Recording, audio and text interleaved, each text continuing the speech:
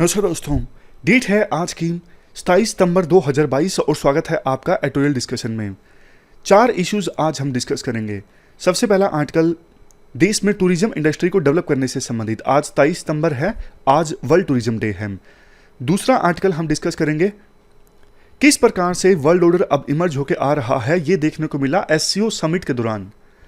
तीसरा आर्टिकल हम डिस्कस करेंगे ईरान में जो एंटी हिजाब मूवमेंट चल रही है ना, उसका क्या रिएक्शन देखने को मिल रहा है इंडिया में। इसके बाद सबसे लास्ट में पुलिस रिफॉर्म से संबंधित आर्टिकल बेसिक्स के साथ हम डिस्कस करेंगे। 22 सितंबर को पुलिस रिफॉर्म डे था, क्योंकि इसी दिन 2006 में सुप्रीम कोर्ट ने प्रकाश सिंह केस में जजमेंट दी थी अपनी, और हाल ही में उत्तराखंड में अंकिता भंडारी की जिस प्रकार से हत्या की गई और बाद में लोगों में गुस्सा देखने को मिला, तो दोनों को लिंक किया जा रहा है आर्टिकल में, हम डिस्कस करेंगे। चलिए डिस्कशन स्टार्ट करेंगे। फर्स्ट इंपॉर्टेंट आर्टिकल देश में टूरिज्म इंडस्ट्री को डेवलप करने से संबंधित है। आप जीएस पेपर सेकंड के इस टॉपिक से आर्टिकल को रिलेट कर सकते हो। क्या कंटेस्ट है? देखो, इसी महीने की शुरुआत में ना यूनियन टूरिज्म मिनिस्टर और सभी स्टेट्स के टूरिज्म मिनिस्टर्स की ना एक मीटिंग ऑर्गेनाइज हुई, यूं कह सकते हो समिट ऑर्गेनाइज हुआ। कहां पर? हिमालयाज के धौलाधार रेंज में। ये है हिमालयाज में धौलाधार रेंज। अक्सर यूपीएससी प्री में इन पर्वत श्रृंखलाओं पर यानी माउंटेन रेंजेस पर क्वेश्चन पूछ लेती है। सबसे ऊपर है लद्दाख रेंज, उसके बाद जंस्कर रेंज, फिर पीर पंजाल, धौलाधार और शिवालिक। कई बार यूपीएससी ऐसे भी क्वेश्चन पूछ लेती है, इन्हें असेंडिंग ऑर्डर में या फिर डिसेंडिंग ऑर्डर में लगाइए। तो देखो, ये टूरिज्म मिनिस्टर्स का जो समिट ऑर्गेनाइज हुआ ना धौलाधार रेंज में, इसमें एक डिक्लेरेशन निकल के आई जिसका नाम है धर्मशाला डिक्लेरेशन। प्री में यूपीएससी ये पूछे तो बता दीजिएगा, टूरिज्म से संबंधित है धर्मशाला डिक्लेरेशन। इस डिक्लेरेशन में देखो ये डिसाइड किया गया, यूनियन गवर्नमेंट और सभी स्टेट गवर्नमेंट्स यूटीज मिलकर काम करेंगे देश में टूरिज्म इंडस्ट्री को प्रमोट करने के लिए। इसके साथ साथ ये बात भी बोली गई धर्मशाला डिक्लेरेशन में कि ग्लोबल टूरिज्म इंडस्ट्री में ना इंडिया की टूरिज्म इंडस्ट्री बहुत ज़्यादा कंट्रीब्यूट करेगी, और कोविड-19 से पहले जो सिचुएशन थी ना टूरिज्म की, उसको फिर से जल्द रिवाइव किया जाएगा। प्रधानमंत्री मोदी ने अपनी 2019 की इंडिपेंडेंस डे स्पीच में ये बोला था, 2022 आते आते हर एक वो इंडियन जो अफोर्ड कर सकता है वो 15 डोमेस्टिक लोकेशंस पर विजिट करे। इससे बहुत फायदा होगा। टूरिज्म से देखो एम्प्लॉयमेंट जनरेट होता है, टूरिज्म से हमारे देश का कल्चर बहुत खिल के आता है। जैसे देखो, तमिलनाडु का कोई पर्सन हरियाणा में आता है, हरियाणा का कोई पर्सन केरला में जाता है, तो मतलब जो इतना यूनिक हमारे देश का कल्चर है ना, डाइवर्स कल्चर है, उसको जानने का मौका मिलता है हमारे देश के अलग अलग इलाकों में रहने वाले लोगों को। तो इससे देश में एकजुटता आती है और फायदा होता है देश को। इकोनॉमिक एक्टिविटीज जनरेट होती हैं जो देश की इकोनॉमी में, देश की जीडीपी में कंट्रीब्यूट करती हैं। तो इसी लिहाज से प्रधानमंत्री मोदी ने कहा था 2022 आते आते जो अफोर्ड कर सकते हैं वो कम से कम 15 लोकेशंस पर जरूर विजिट करें। लेकिन देखो, कोविड-19 की महामारी आ गई और इस पर ज़्यादा फोकस नहीं किया गया फिर यूनियन गवर्नमेंट के द्वारा। लेकिन आज 27 सितंबर है, आज का जो दिन है वर्ल्ड टूरिज्म डे के रूप में ऑब्जर्व किया जाता है, और अब कोविड-19 की महामारी भी काफ़ी कम हो गई है, तो फिर से एक मौका है देश में डोमेस्टिक टूरिज्म इंडस्ट्री को आगे ले जाने का।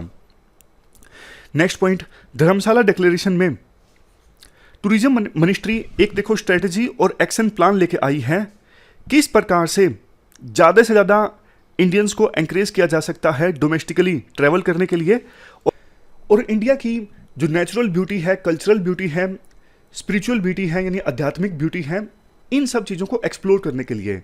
और जैसे देखो, मैंने आपको बताया, ज़्यादा लोग डोमेस्टिकली विजिट करते हैं ना, तो एक भारत श्रेष्ठ भारत का जो सपना है वो भी साकार होता है, क्योंकि इससे एक स्टेट के लोग दूसरे स्टेट्स का डाइवर्स कल्चर जानते हैं और वही बात देश में यूनिटी आती है।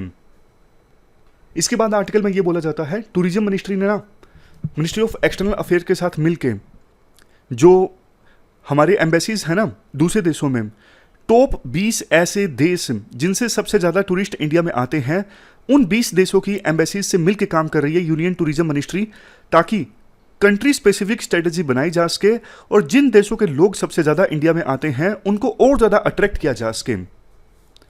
इसके बाद ये बोला जाता है कोविड-19 के बाद, क्योंकि देखो कोविड-19 के दौरान तो टूरिज्म इंडस्ट्री बिल्कुल ठप पड़ गई थी, तो कोविड-19 कि महामारी के बाद सरकार ने एक पैकेज का अनाउंस किया था टूरिज्म इंडस्ट्री को फिर से रिवाइव करने के लिए, emergency credit line guarantee scheme. इस स्कीम के तहत होटल्स, रेस्टोरेंट्स के मालिक, marriage halls, travel agents, tour operators, adventure and heritage facilities, इन सबको ना क्रेडिट दिया जाता है ताकि वो अपने बिजनेस को फिर से रिवाइव कर सकें। पहले ये पैकेज रखा गया था 4.5 लाख करोड़ का, लेकिन अब इसे इंक्रीज करके 5 लाख करोड़ कर दिया गया है, यानी 50,000 करोड़ रुपए की रकम बढ़ा दी गई है इस पैकेज में। इसके बाद राइटर बोलते हैं, ड्राफ्ट नेशनल टूरिज्म पॉलिसी 2022 तैयार की गई है। 2003 के बाद ये पहली बार होगा कि एक कॉम्प्रिहेंसिव नेशनल टूरिज्म पॉलिसी हमारे देश में आ रही है। तो इस पॉलिसी में बताया गया है, फ्रेमवर्क तैयार किया गया है, कैसे देश में टूरिज्म की डेवलपमेंट को इंश्योर किया जा सकता है। ये बातें बोली गई हैं। टूरिज्म इंडस्ट्रीज को सपोर्ट किया जाएगा और टूरिज्म सपोर्ट फंक्शंस को स्ट्रेंथन किया जाएगा। टूरिज्म सब सेक्टर्स जैसे देखो accommodation, hospitality, related service, travel, distribution system, इन सबको भी मजबूत किया जाएगा, क्योंकि देखो ये सब सेक्टर्स भी एक प्रकार से नींव हैं टूरिज्म इंडस्ट्री की। नेक्स्ट पॉइंट, अब देखो राइटर एक चीज ये बोलते हैं, टूरिज्म पर ना कई बार कुछ एक्सपर्ट्स आरोप लगाते हैं टूरिज्म की वजह से नेचर को नुकसान पहुंचता है, लेकिन राइटर भरोसा दिलाते हैं कि हम जो टूरिज्म प्रमोट करेंगे ना देश में, वो सस्टेनेबल, रिस्पॉन्सिबल और इंक्लूसिव टूरिज्म होगा। और हमारे देश की जो सिविलाइजेशनल इथोस है ना, उनका भी ध्यान रखा जाएगा टूरिज्म डेवलप करते वक्त। सिविलाइजेशनल इथोस जैसे देखो हमारे देश में कहावत है, अतिथि देवो भव, यानी अतिथि को भगवान माना जाता है। और वैसे भी हमारे देश में जो महान लीडर्स हुए हैं, महात्मा बुद्ध से लेकर गांधी जी, सब ने ये बात बोली है कि हमें नेचर के साथ हार्मनी में रहना है, नेचर को नुकसान नहीं करना है। तो नेशनल ग्रीन टूरिज्म मिशन जो है इसी अप्रोच पर आगे चलता है और टूरिज्म इंडस्ट्री को डेवलप किया जाएगा नेचर के साथ हार्मनी में। और ये जो ड्राफ्ट नेशनल टूरिज्म पॉलिसी है ना, इसका एम ये भी है, नेशनल डिजिटल टूरिज्म मिशन के माध्यम से देश में डिजिटलाइजेशन, इनोवेशन, टेक्नोलॉजी, इन सबको प्रमोट करना। इसके साथ साथ नेशनल टूरिज्म पॉलिसी में एक बात यह भी कही गई है, बहुत से युवा लोगों को स्किल दी जाएगी through tourism and hospitality sector skill mission. समझ गए? तो ये अलग से स्किल मिशन होगा और इस स्किल मिशन में युवा लोगों को स्किल मिलेगी तो रोजगार मिलेगा। Next point, draft national tourism policy PPP यानी पब्लिक प्राइवेट पार्टनरशिप को और ज़्यादा डेवलप किया जाएगा। यानी टूरिज्म इंडस्ट्री में पब्लिक सेक्टर तो काम करता ही है, लेकिन प्राइवेट सेक्टर की पार्टिसिपेशन भी इंश्योर की जाएगी ताकि पब्लिक और प्राइवेट पार्टनरशिप देखने को मिले टूरिज्म इंडस्ट्री में। लास्ट में देखो राइटर ये बोलते हैं, 2022 में तो वैसे भी इंडिया के पास एक जबरदस्त मौका है, क्योंकि G20 का समिट अगले साल इंडिया में होगा। दिसंबर 2022 में G20 की जो प्रेसिडेंटशिप है ना, वो इंडिया के पास आ जाएगी। तो इस एक साल में 200 के आसपास मीटिंग्स इंडिया में ऑर्गेनाइज होगी। अलग अलग देशों के मिनिस्टर्स इंडिया में आएंगे फाइनल समिट की प्रिपरेशन के लिए।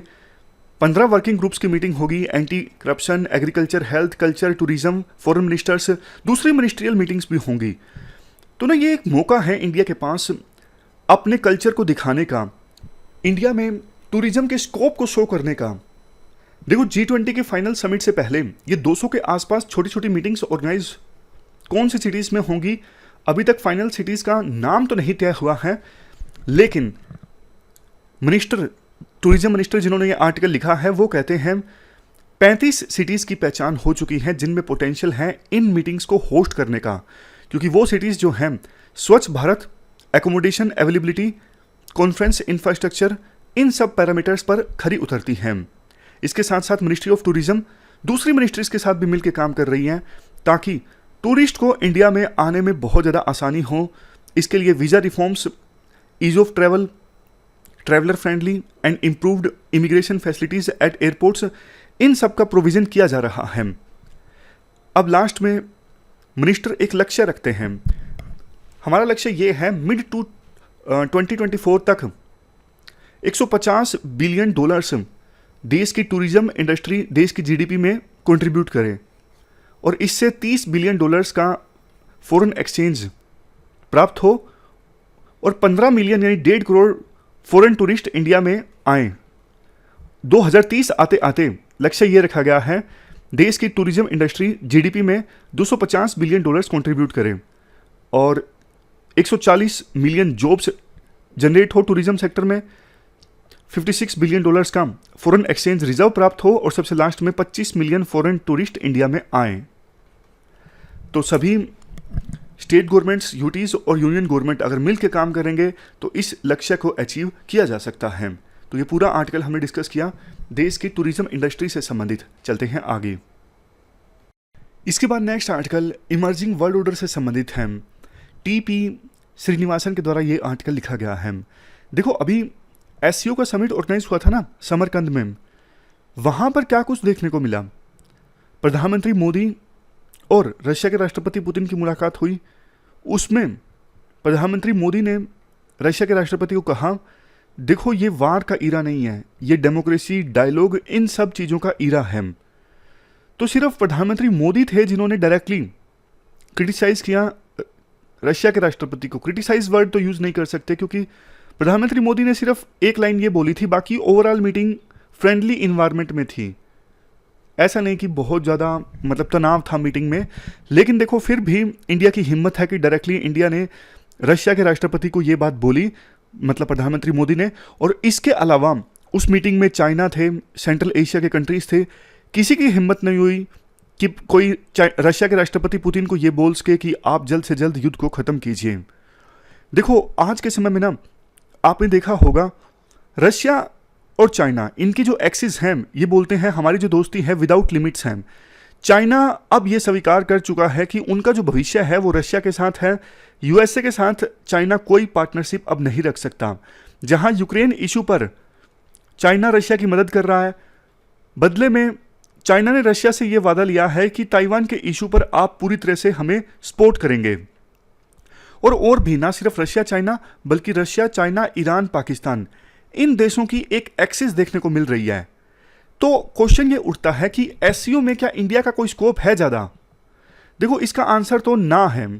मतलब एससीओ में इंडिया कोई रिफॉर्म नहीं ला सकता क्योंकि रशिया, चाइना, ईरान और पाकिस्तान, इन देशों का अलायंस जब होगा तो इंडिया, आप बताइए क्या कर सकता है अकेला एससीओ में रिफॉर्म लाने के लिए?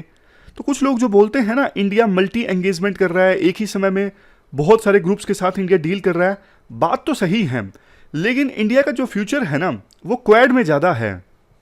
क्योंकि एक तरफ इन 4 देशों का अलायंस है, रशिया, चाइना, ईरान, पाकिस्तान। हालांकि पाकिस्तान को इस अलायंस से अलग रखने के लिए यूएसए ने अभी पाकिस्तान को खुश करने की कोशिश की और F-16 जो विमान है जो पहले यूएसए पाकिस्तान को बेच चुका है, उसके सॉफ्टवेयर वगैरह अपडेट करेगा, पुर्जे देगा, ऐसा यूएसए ने कहा था, जिसका इंडिया ने विरोध भी किया था। बट यूएसए का मकसद है कि पाकिस्तान को इस अलायंस से बाहर निकाला जाए, लेकिन ऐसा होगा नहीं क्योंकि पाकिस्तान की जो डिपेंडेंसी है आज के समय में चाइना के ऊपर बहुत ज़्यादा है। तो इंडिया का जो फ्यूचर है ना वो क्वाड के साथ में है, वो डेमोक्रेटिक कंट्रीज़ के साथ में है। जो यूएसए भी बोलता है कि हम डेमोक्रेटिक कंट्रीज़ का अलायंस बनाएंगे, जिसके विरोध में चाइना, पाकिस्तान और रशिया, ईरान, इनका अलायंस देखने को मिल रहा है। इसको राइटर नाम देते हैं रेड क्वाड। जो नॉर्मल क्वाड है ना जिसमें 4 देश हैं, ऑस्ट्रेलिया, जापान, इंडिया, यूएसए, उसके अगेंस्ट ये जो अलायंस है चाइना, पाकिस्तान, रशिया और ईरान का, इस अलायंस को नाम देते हैं राइटर रेड क्वाड। तो वर्ल्ड ना आने वाले समय में इसी प्रकार से डिवाइडेड नजर आएगा। एक तरफ डेमोक्रेटिक कंट्रीज होंगे, दूसरी तरफ ये सारे देश होंगे जहां पर डेमोक्रेसी नहीं है। इसके अलावा राइटर बोलते हैं इस मीटिंग के दौरान देखो जिनके बीच में बातचीत होनी चाहिए थी, जैसे इंडिया पाकिस्तान के प्रीमियर, इंडिया चाइना के प्रीमियर्स, इनके बीच में आपस में कोई बातचीत नहीं हुई। पाकिस्तान को लेके इंडिया ने सिर्फ एक बात कही कि इंडिया से सामान जहाज के सीधा अफगानिस्तान में लैंड के थ्रू, इसके लिए पाकिस्तान को अपना लैंड एक्सेस देना चाहिए। सिर्फ ये बात इंडिया ने कही। अदरवाइज ऐसा लगता है जैसे इंडिया अब पाकिस्तान को लेके अपनी एनर्जी वेस्ट नहीं करना चाहता बार बार पाकिस्तान के बारे में बोल के। हालांकि पाकिस्तान अभी भी इंडिया के ऑब्सेशन से बाहर नहीं निकल पाया है। समिट के दौरान, एससीओ के समिट के दौरान, पाकिस्तान के प्रधानमंत्री ने चाइना के राष्ट्रपति के साथ मीटिंग की और ये कहा कि हमने चाइना को कश्मीर इशू पर समाधान में हेल्प निकालने की बात कही, बट चाइना ने अपनी तरफ से ऐसा कुछ नहीं कहा कि पाकिस्तान के प्रधानमंत्री की चाइना के राष्ट्रपति से मुलाकात के दौरान ऐसी किसी बात पर चर्चा हुई। कुल मिला के देखो राइटर लास्ट में ये बोलते हैं कि आने वाले समय में ना वर्ल्ड और ज़्यादा डिवाइड होता जा रहा है। तो कुछ फॉरेन पॉलिसी एक्सपर्ट्स बोलते तो हैं कि इंडिया सभी साइड से एंगेज कर लेगा एक ही समय, मल्टी एंगेजमेंट, हमने पहले आर्टिकल भी डिस्कस किया था। बट देखो, जितना आसान ये लगता है ना उतना आसान ये है नहीं। वर्ल्ड इतना ज़्यादा डिवाइड हो जाएगा, फिर दो ही चीज़ें हो सकती हैं, या तो इंडिया डिवाइडेड वर्ल्ड के बीच में रिकॉन्सिलिएशन का काम करे, मतलब एक तरफ यूएसए का ग्रुप और दूसरी तरफ चाइना रशिया इनका ग्रुप, दोनों के बीच में मीडिएशन का काम करे इंडिया। अदरवाइज दूसरी सिचुएशन ये हो सकती है इंडिया को भी साइड लेनी पड़े, यूएसए बोले या तो आप उनकी साइड जाइए या हमारी साइड जाइए। पहले कोल्ड वार हुआ था ना, तब भी यही बातें बोली जाती थी। यूएसए बोलता था या तो आप हमारी साइड हो या फिर आप दुश्मन की साइड हो, बीच में कोई साइड नहीं है।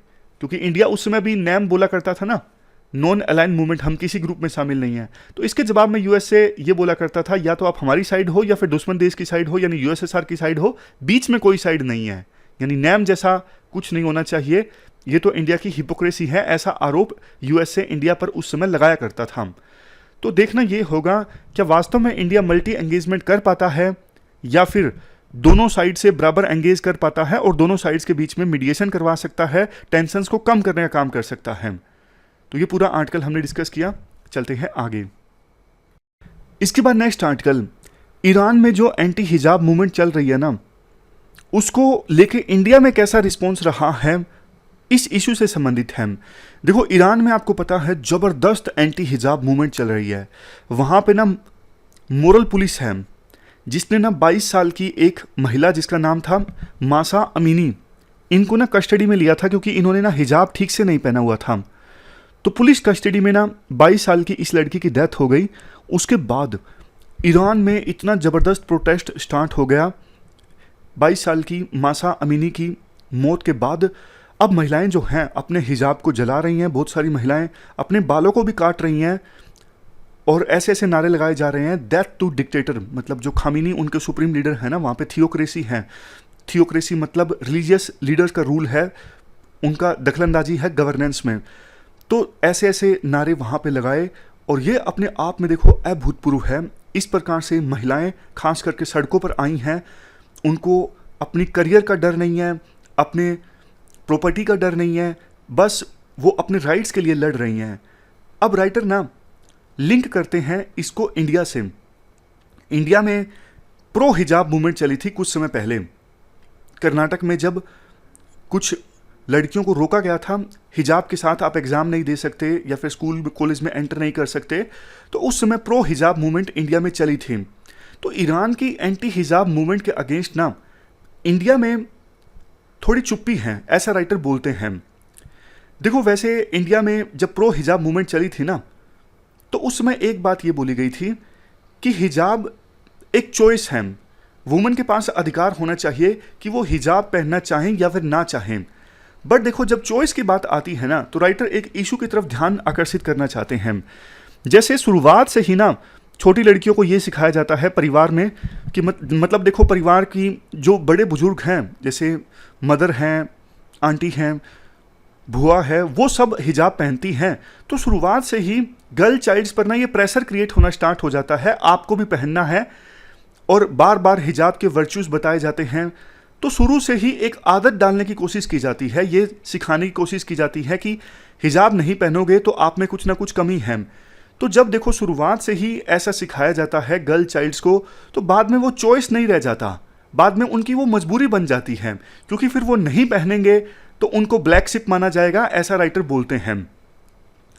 कुल मिला के देखो, राइटर ये बोलते हैं हिजाब पहनना या फिर ना पहनना, रियल में गर्ल्स के पास चॉइस होनी चाहिए। शुरुआत से ही आप उनको कुछ मत सिखाओ, शुरुआत से ही आप उनको कुछ फोर्स मत करो। और हिजाब देखो इंडिया में था ही नहीं पहले, मतलब राइटर ऐसा बोलते हैं कि 9/11 की जब घटना हुई ना, तो इस्लामोफोबिया वर्ल्ड में ज़्यादा फैला। तो उसके बाद कुछ मुस्लिम्स ने अपनी आइडेंटिटी को असर्ट करना स्टार्ट किया। उसके बाद ज़्यादा मुस्लिम महिलाओं ने हिजाब पहनना स्टार्ट किया। अदरवाइज कुछ ही देशों में हिजाब का कल्चर था, जैसे सऊदी अरेबिया, और बाकी सारे मुस्लिम कंट्रीज़ में हिजाब का कल्चर नहीं था। इंडिया में भी हिजाब का कल्चर ज़्यादा नहीं था, बट अब जब देखो मुस्लिम आइडेंटिटी को असर्ट करने की बात आती है ना, तब फिर वो प्रो हिजाब जैसी बातें निकल के आती हैं। लेकिन ये देखो अपने आप में काफ़ी कॉन्ट्राडिक्टरी है कि एक तरफ ईरान जैसा देश जहाँ पे महिलाएं अपनी जान देने को तैयार हैं, हिजाब से मुक्ति पाने के लिए अपना सब कुछ निछावर करने को तैयार हैं, दूसरी तरफ हमारे देश में कुछ लोग बैकवर्ड्स जाना चाहते हैं, हिजाब के लिए लड़ाई लड़ना चाहते हैं। देखो कुछ तस्वीरें मैं आपके साथ शेयर करता हूँ। ईरान में जो मूवमेंट चल रही है, ब्रेक द चेन्स, मतलब ये हिजाब की चेन्स को तोड़ने से संबंधित है। लड़कियां वहाँ पे अपने बाल कट कर रही हैं ताकि जिस लड़की की मौत हुई है उसके प्रति सहानुभूति जताई जा सके और एक लड़ाई लड़ी जा सके ईरान के डिक्टेटर के अगेंस्ट। मतलब काफ़ी जो वीडियोस हैं ना वो तो काफ़ी इमोशनल हैं, ऐसी ऐसी वीडियोस जो ईरान से सामने आ रही हैं। तो ये हमने पूरा आर्टिकल डिस्कस किया ईरान में एंटी हिजाब मूवमेंट से संबंधित। चलते हैं आगे। इसके बाद नेक्स्ट आर्टिकल पुलिस रिफॉर्म्स से संबंधित है। आप जीएस पेपर 2 से इस आर्टिकल को रिलेट कर सकते हो। क्या कंटेक्स्ट है? देखो उत्तराखंड में काफ़ी एक अनफॉर्चुनेट मामला सामने आया जो आपने सुना होगा। एक रिसोर्ट में 19 साल की एक लड़की अंकिता भंडारी, इनको एज ए रिसेप्शनिस्ट रिक्रूट किया गया था, लेकिन इनको फोर्स किया जा रहा था स्पेशल सर्विसेज प्रोवाइड करने के लिए। स्पेशल सर्विसेज मतलब सेक्सुअल सर्विसेज। तो उसके बाद जो रिसोर्ट के ओनर थे उनके साथ इनकी लड़ाई हुई और एक नहर में धक्का देके इस 19 साल की लड़की को मार दिया गया। अब देखो उत्तराखंड में पुलिस रिफॉर्म से संबंधित इशू काफ़ी सुर्खियों में है। पुलिस उत्तराखंड में ना 60% जो पुलिसिंग है ना वो पटवारी पुलिस के अंतर्गत है। मतलब पटवारी नहीं होते लोकल लेवल पे, पटवारी, लेखपाल, कानूनगो जो लैंड से रिलेटेड काम करते हैं, तो उनके पास पुलिसिंग का भी काम है। तो इस केस में ना शुरुआत में जब अंकिता के पेरेंट्स गए थे ना तो पटवारी ने मामला दर्ज करने से मना कर दिया था। बाद में सिर्फ एक केस दर्ज किया गया, वो भी रिसोर्ट ओनर के कहने पर, जो झूठ बोल रहे थे, जो कह रहे थे कि मुझे पता नहीं अंकिता कहाँ गई। राइटर ये कहना चाहते हैं कानून व्यवस्था देखो उत्तराखंड में काफ़ी खराब हुई है पिछले कुछ समय में, और इसका एक बड़ा रीज़न ये भी है पटवारी, लेखपाल, कानूनगो के पास पुलिसिंग का काम होना। इनके पास देखो पुलिसिंग की ना तो कोई ट्रेनिंग होती है और ना ही ये लॉ एंड ऑर्डर को लेके इतने ज़्यादा सीरियस होते हैं। और 2018 में उत्तराखंड हाईकोर्ट ने ये आदेश दिया था कि पटवारी पुलिसिंग को ख़त्म कर दिया जाए, लेकिन स्टेट गवर्नमेंट ने इसके खिलाफ अपील फाइल की सुप्रीम कोर्ट में और 2019 से लेके अभी तक इस मामले पर कोई भी सुनवाई नहीं हुई है। तो जुडिशियल सिस्टम कितना स्लो है वो भी पता लगता है हमें इस इशू से। तो अब देखो हम आर्टिकल में ना रिवाइज करते हैं पुलिस रिफॉर्म के बेसिक्स। संविधान के आर्टिकल 246 यानी 246 के अनुसार पुलिस एक स्टेट सब्जेक्ट है, यानी सेंट्रल गवर्नमेंट अपने लेवल पे पुलिस को एडमिनिस्ट्रेट नहीं करती, कंट्रोल नहीं करती। स्टेट गवर्नमेंट्स के द्वारा पुलिस को एडमिनिस्टर किया जाता है। ये विभिन्न स्टेट गवर्नमेंट्स की जिम्मेदारी है कि वो पुलिस फोर्सेस को गवर्न करने के लिए गाइडलाइंस जारी करें, रूल्स जारी करें और पुलिस फोर्सेस को रेगुलेट करें। इंडियन पुलिस एक्ट्स ऑफ 1861 ये जो एक्ट है वो बेसिक इंस्ट्रूमेंट है हमारे देश में विभिन्न स्टेट्स की पुलिस फोर्सेस को गवर्न करने के लिए। अब देखो एक इंपॉर्टेंट इंफॉर्मेशन आपको यहाँ पे दूं, ये जो एक्ट आया था ये ब्रिटिशर्स के द्वारा ये एक्ट लाया गया था। और कंटेक्स्ट आप समझने की कोशिश कीजिए। 1857 में फर्स्ट वार ऑफ इंडिपेंडेंस हुआ, यानी 1857 की क्रांति के बाद ब्रिटिशर्स के द्वारा ये एक्ट लाया गया था। तो कंटेक्स्ट उस समय बिल्कुल अलग था। आज के समय में जो कंटेक्स्ट है वो चेंज हो चुका है। उस समय देखो ब्रिटिशर्स ने ये सोचा था कि पुलिस जो है वो एग्जीक्यूटिव्स के कंट्रोल में होनी चाहिए, क्योंकि एग्जीक्यूटिव उस समय कौन थे? ब्रिटिशर्स थे। तो ब्रिटिशर्स ने सोचा था कि पुलिस हमारी मुट्ठी में होनी चाहिए, और पुलिस में भी जो टॉप लेवल के ऑफिसर्स थे वो ब्रिटिशर्स थे। तो इस एक्ट के अनुसार पुलिस के अंदर सेंट्रलाइजेशन ऑफ पावर बहुत ज़्यादा है। एक छोटे हवलदार के पास या फिर छोटे सब इंस्पेक्टर के पास, इनके पास कुछ पावर्स नहीं होती। सारी की सारी जो पावर हैं पुलिस फोर्स में वो सेंट्रलाइज्ड हैं, बड़े ऑफिसर्स के पास होती हैं। और ऐसा इसलिए किया गया था, जैसे मैंने आपको बताया कि 1857 की क्रांति आई थी, उसके बाद ब्रिटिशर्स ने सोचा पुलिस फोर्स में स्ट्रॉन्ग हायरार्की होनी चाहिए जैसे मिलिट्री में होती है। तो पुलिस ऑर्गेनाइजेशन का जो स्ट्रक्चर है वो उसी प्रकार से डिफाइन किया गया था। लेकिन ये एक्ट आज भी चेंज नहीं किया गया है, हालात पूरी तरह से चेंज हो चुके हैं। पुलिस के मेन काम है क्या, उनकी मेन ड्यूटीज क्या हैं, उन सब चीज़ों को इनलिस्ट किया गया था ओरिजिनली इंडियन पुलिस एक्ट 1861 में। लेकिन देखो समय के अनुसार पुलिस की कुछ ड्यूटीज जो हैं वो एक्सपेंड हुई और कुछ ड्यूटीज को बदला भी गया। तो मोर रिसेंट लिस्ट यानी पुलिस के आज के समय में मेन काम क्या है उनको आप 6 कैटेगरीज में डिवाइड कर सकते हो। मेंटेनिंग लॉ एंड ऑर्डर पहले नंबर पे, उसके बाद दंगों को कंट्रोल करना, crime investigation, protection of state assets, VIP protection और सबसे लास्ट में ट्रैफिक कंट्रोल। पुलिस के मेन ये 6 काम हैं। हायरार्की की बात करें तो हायरार्की इस प्रकार से है, इंपॉर्टेंट नहीं है, आपको पता ही होगी कि पुलिस डिपार्टमेंट में हायरार्की किस प्रकार से होती है। देखो अब इश्यूज की बात करते हैं कि पुलिस फोर्स जो है हमारे देश में आज किस प्रकार के इश्यूज से जूझ रही है। सबसे पहला इश्यू तो यही है, जो जिस एक्ट की हमने बात की, इंडियन पुलिस एक्ट 1861 बहुत पुराना हो चुका है। इवन दूसरे act IPC, CrPC, Indian evidence act, ये सब जो एक्ट्स हैं जिनके बेस पे पुलिस फोर्स चलती है, ये सारे एक्ट्स पुराने हो चुके हैं, लेकिन आवश्यक बदलाव नहीं लाए गए हैं समय के अनुसार इन एक्ट्स में। दूसरा इशू है ओवर सेंट्रलाइजेशन। जैसा हमने डिस्कस किया कि बड़े जो पुलिस ऑफिसर्स हैं उनके पास ही सारी की सारी जो पावर्स हैं वो सेंट्रलाइज होती हैं और उसके बाद एग्जीक्यूटिव्स के द्वारा मैनिपुलेट किया जाता है, इंटरफेरेंस की जाती है पुलिस फोर्स में। पुअर एंड इनएडिक्वेट पीसीआर, पीसीआर का मतलब है यहाँ पे पब्लिक एंड कम्युनिटी रिलेशंस। हमारे इंडिया में ना जो रिलेशंस होते हैं पब्लिक और पुलिस और कम्युनिटी के बीच नेगेटिव रिलेशंस होते हैं। आमतौर पे पब्लिक वास्ता पढ़ने पे भी घबराती है पुलिस स्टेशन में जाएं या ना जाएं, जबकि दूसरे देशों में इतना खौफ नहीं होता पुलिस का। तो हमारे देश में जो पीसीआर है यानी पुलिस कम्युनिटी रिलेशंस हैं बहुत ही ज्यादा खराब और इनएडुकेट हैं। उसके बाद पॉइंट आता है ओवरबर्डन ऑर्गेनाइजेशन। पुलिस पे देखो बर्डन बहुत ज्यादा है, इस वजह से पुलिस जो अपना मेन काम है लॉ एंड ऑर्डर को मेंटेन करना, क्राइम को इन्वेस्टिगेट करना, इन कामों पे पुलिस फोकस नहीं कर पाती। उसके बाद अनवारंटेड पॉलिटिकल इंटरफेरेंस है। जो पॉलिटिकल इंटरफेरेंस है यानी राजनीतिक दखलंदाजी बहुत ज्यादा होती है। अगर कोई पुलिस ऑफिसर बात न माने तो उसका ट्रांसफर कर दिया जाता है। तो पुलिस ऑफिसर राजनीतिक लीडर्स के दबाव में काम करते हैं और अपना काम ठीक से नहीं कर पाते। उसके बाद पॉइंट आता है lack of modern technology methods of investigation. अभी भी पुरानी टेक्नोलॉजी का इस्तेमाल किया जाता है क्राइम इन्वेस्टिगेशन के लिए या फिर लैंड ऑर्डर को मेंटेन करने के लिए, तो नई टेक्नोलॉजी का इस्तेमाल करना चाहिए पुलिस को। उसके बाद पॉइंट आता है ऑब्सोलीट इंटेलिजेंस गैदरिंग टेक्निक्स, यानी देखो इंटेलिजेंस इकट्ठा करने की जो टेक्निक है वो भी पुरानी इस्तेमाल की जाती है पुलिस के द्वारा। देखो बेशक मुखबिर पे डिपेंड करने की जो नीति है वो सही है, लेकिन आज तो चीजें चेंज हो चुकी है ना। आज सोशल मीडिया का यूज किया जाता है क्रिमिनल्स के द्वारा और जो टेररिस्ट हैं उनके द्वारा। तो पुलिस को भी अपनी जो इंटेलिजेंस गैदरिंग टेक्निक्स हैं उनको और ज्यादा स्ट्रेंथन करना होगा, उनको दुरुस्त बनाना होगा। अकाउंटेबिलिटी का अभाव भी देखने को मिलता है पुलिस फोर्स में। उसके बाद इनएडिक्वेट ट्रेनिंग, प्रॉपर ट्रेनिंग नहीं दी जाती पुलिस फोर्स को। मल्टीप्लिकेशन ऑफ फंक्शंस तो हमने डिस्कस किया कि बर्डन जो है पुलिस पे बहुत ज़्यादा है। उसके बाद शॉर्टेज ऑफ पर्सनल यानी स्टाफ की कमी है और वर्किंग आवर्स भी काफ़ी लंबे होते हैं पुलिसमैन के लिए। इस वजह से वो स्ट्रेस फील करते हैं और ठीक से अपना काम नहीं कर पाते। ट्रांसपेरेंट रिक्रूटमेंट मैकेनिज्म फॉलो नहीं किया जाता। करप्शन बहुत ज़्यादा होता है रिक्रूटमेंट प्रोसेस में, इस वजह से जो बेस्ट टैलेंट है वो नहीं आ पाता पुलिस फोर्स में। उसके बाद corruption, collision, extortion at different level, ये सब देखने को मिलते हैं पुलिस फोर्स की कार्यप्रणाली में। भ्रष्टाचार देखने को मिलता है, क्रिमिनल्स के साथ कोलिजन देखने को मिलता है।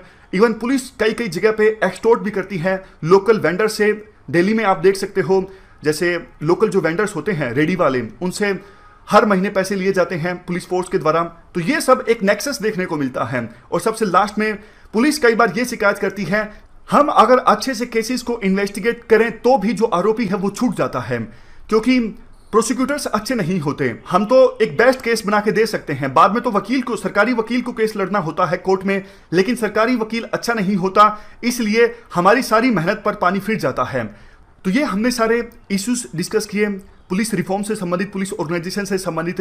और देखो ऐसा नहीं है कि आज़ादी के बाद से ही कोशिश नहीं की गई पुलिस रिफॉर्म्स लाने के लिए। बहुत बार कोशिश की, बहुत कमेटीज भी गठित की गई। कुछ कमेटीज के नाम आप देख लीजिए जो गठित की गई पुलिस में रिफॉर्म्स लाने के लिए। जैसे नेशनल पुलिस कमीशन की रिपोर्ट्स आई, बार बार शायद 8 रिपोर्ट्स आई थी नेशनल पुलिस कमीशन की। और उसके बाद गोर कमेटी ऑन पुलिस ट्रेनिंग, ये आई थी 1971 से 73 के बीच। उसके बाद Ribeiro committee on police reforms 1998 में आई थी। Padmanabhaiah committee on police reforms 2000 में आई थी, group of ministers on national security 2000-2001 में आई थी और 2001 से 2003 के बीच कमेटी गठित की गई थी, Malimath committee on reforms of criminal justice system.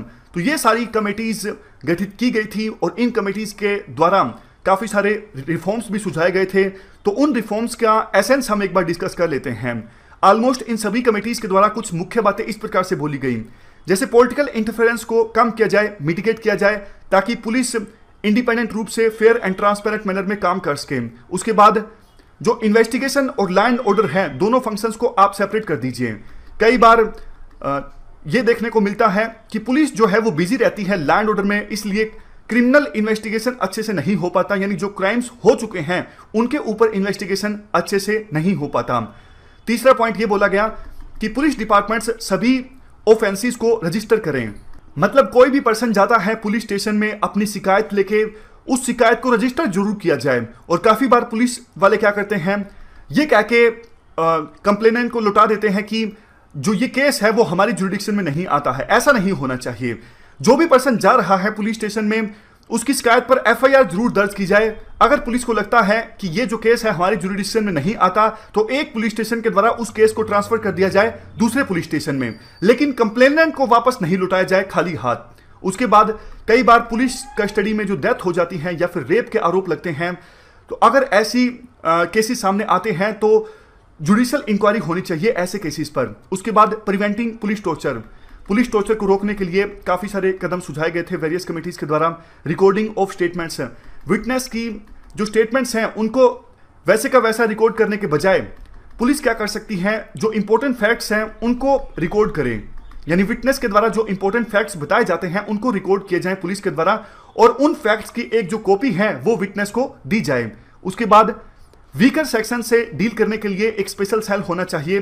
काफ़ी बार ऐसा आरोप लगता है कि एससी और एसटी एट्रोसिटीज 1989 एक्ट के तहत जो केसेस आते हैं उनके ऊपर ठीक से इन्वेस्टिगेशन नहीं किया जाता पुलिस के द्वारा, और वीकर सेक्शंस को न्याय देने के लिए जो पुलिस है वो प्रतिबद्ध नहीं दिखती। तो एक स्पेशल सेल होना चाहिए वीकर सेक्शंस की समस्याओं को एड्रेस करने के लिए।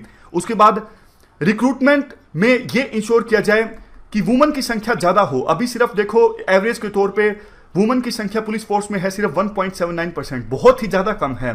तो पुलिस फोर्स में वुमन की संख्या को इंक्रीज करने के लिए प्रॉपर कदम उठाए जाएं विभिन्न स्टेट्स की गवर्नमेंट्स के द्वारा।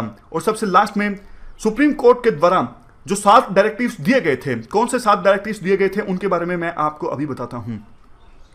देखो 1996 में 2 फॉर्मर डीजीपी गए सुप्रीम कोर्ट में, उन्होंने गुहार लगाई सुप्रीम कोर्ट से कि आप सेंट्रल गवर्नमेंट को और स्टेट गवर्नमेंट्स को आदेश दीजिए पुलिस रिफॉर्म्स लाने के लिए। इसी केस में बाद में जजमेंट आई थी सुप्रीम कोर्ट की 2006 में। केस का नाम है Prakash Singh versus union of India. Supreme court के द्वारा 7 डायरेक्टिव्स दिए गए थे विभिन्न स्टेट गवर्नमेंट्स को कि आप पुलिस में रिफॉर्म लाने के लिए इन 7 डायरेक्टिव्स को फॉलो कीजिए। कौन से वो 7 डायरेक्टिव्स थे? सबसे पहला डायरेक्टिव, स्टेट सिक्योरिटी कमीशन को आप कॉन्स्टिट्यूट कीजिए। उसके बाद डीजीपी का जो टेन्योर है वो 2 साल का होना चाहिए कम से कम। एसपी और एसएचओ का जो कार्यकाल है वो भी 2 सालों का होना चाहिए, क्योंकि देखो एसपी हो, एसएचओ हो, डीजीपी हो, इनको डर यही लगता है कि हमें ट्रांसफर कर दिया जाएगा, तो इस वजह से ये अपना काम ठीक से नहीं कर पाते, पॉलिटिकल दबाव में आ जाते हैं। अगर इनका कार्यकाल फिक्स होगा 2 साल का तो इनको डर नहीं लगेगा। उसके बाद चौथा पॉइंट, इन्वेस्टिगेशन और लॉ एंड ऑर्डर का जो फंक्शन है पुलिस, दोनों फंक्शंस को सेपरेट कर दिया जाए ताकि क्राइम्स के बाद जो इन्वेस्टिगेशन होती है वो भी अच्छे से हो सके और लॉ एंड ऑर्डर मेंटेन करने का जो फंक्शन है वो भी पुलिस ठीक से कर सके। 5वें नंबर पे पुलिस इस्टेब्लिशमेंट बोर्ड को सेटअप किया जाए। 6ठे नंबर पे पुलिस कंप्लेंट्स अथॉरिटी सेटअप की जाए स्टेट लेवल पे भी और डिस्ट्रिक्ट लेवल पे भी, ताकि जनता की जो शिकायत है पुलिस के अगेंस्ट है उन शिकायतों को रजिस्टर करवाया जाए रेलेवेंट अथॉरिटीज के पास है। और सबसे लास्ट में नेशनल सिक्योरिटी कमीशन इस्टेब्लिश किया जाए सेंट्रल लेवल पे। तो ये 7 डायरेक्टिव्स दिए गए थे सुप्रीम कोर्ट के द्वारा विभिन्न स्टेट गवर्नमेंट्स को 2006 में। केस का नाम था Prakash Singh versus union of India. अब देखो सुप्रीम कोर्ट के इन डायरेक्टिव्स को इंप्लीमेंट नहीं किया गया है विभिन्न स्टेट गवर्नमेंट्स के द्वारा। सुप्रीम कोर्ट ने एक कमेटी भी गठित की थी केटी थॉमस की अध्यक्षता में, जो जज थे, कि आप देखिए क्या हमारे डायरेक्टिव्स को फॉलो किया जा रहा है या नहीं। तो केटी थॉमस की कमेटी ने यह कहा कि आपके सुप्रीम कोर्ट को कहा कि आपके डायरेक्टिव्स को फॉलो नहीं किया जा रहा है। डीजीपी को 2 साल का कार्यकाल ना देना पड़े, इसके लिए विभिन्न स्टेट गवर्नमेंट्स कई बार क्या करती हैं, कार्यकारी डीजीपी अपॉइंट करती हैं, यानी कि वर्किंग डीजीपी। जैसे कि मैं आपको एग्जांपल देता हूं, कोई डीजीपी रिटायर हुआ, उसके बाद नंबर किसी और का है, लेकिन कोई स्टेट गवर्नमेंट अपनी किसी फेवरेट ऑफिसर को डीजीपी के पद पर अपॉइंट करना चाहती है, तो उसे एक बार के लिए वर्किंग डीजीपी इस्टेब्लिश कर दिया जाएगा। तो इसका फायदा क्या होता है? एक तो जो सीनियर ऑफिसर्स हैं उनको इग्नोर किया जा सकता है, दूसरा कभी भी हटाया भी जा सकता है। बाद में स्टेट गवर्नमेंट ये बहाना मार सकती है। वैसे तो देखो, सुप्रीम कोर्ट के डायरेक्टिव के अनुसार 2 साल का कार्यकाल देना जरूरी है डीजीपी को, लेकिन स्टेट गवर्नमेंट वर्किंग डीजीपी को यह कहकर हटा सकती है कि आप तो सिर्फ वर्किंग थे। तो इस प्रकार से विभिन्न स्टेट गवर्नमेंट्स कोई ना कोई तरीका खोज लेती हैं ताकि इन डायरेक्टिव्स को इंप्लीमेंट ना करना पड़े और इनको अवॉइड किया जा सके। अभी हाल ही में क्या हुआ, सुप्रीम कोर्ट के द्वारा फिर से आदेश दिया गया स्टेट गवर्नमेंट्स को। मान लीजिए किसी स्टेट गवर्नमेंट को पता है कि कोई डीजीपी है उनके स्टेट में और उनकी रिटायरमेंट होने वाली है 3 महीने के बाद, तो रिटायरमेंट से 3 महीने पहले ही प्रपोजल भेजा जाए यूपीएससी को। यूपीएससी को प्रपोजल भेजा जाएगा और यूपीएससी उस स्टेट गवर्नमेंट को 3 ऑफिसर्स के नाम सुझाएगी और उन 3 में से एक ऑफिसर को डीजीपी के तौर पे अपॉइंट किया जाएगा उस स्टेट गवर्नमेंट के द्वारा। मतलब विभिन्न स्टेट गवर्नमेंट्स अब डीजीपी को अपॉइंट करते वक्त अपनी मनमानी नहीं कर सकेंगी। तो सुप्रीम कोर्ट का अगर डायरेक्टिव को फॉलो किया जाता है तो डीजीपी को रिटायर होने से 3 महीने पहले ही उनको प्रपोजल भेजना होगा यूपीएससी को। यूपीएससी उस स्टेट गवर्नमेंट को 3 नाम सुझाएगी और उन 3 पर्सन्स में से किसी एक पर्सन को डीजीपी के तौर पे अपॉइंट करना होगा उस स्टेट गवर्नमेंट के द्वारा।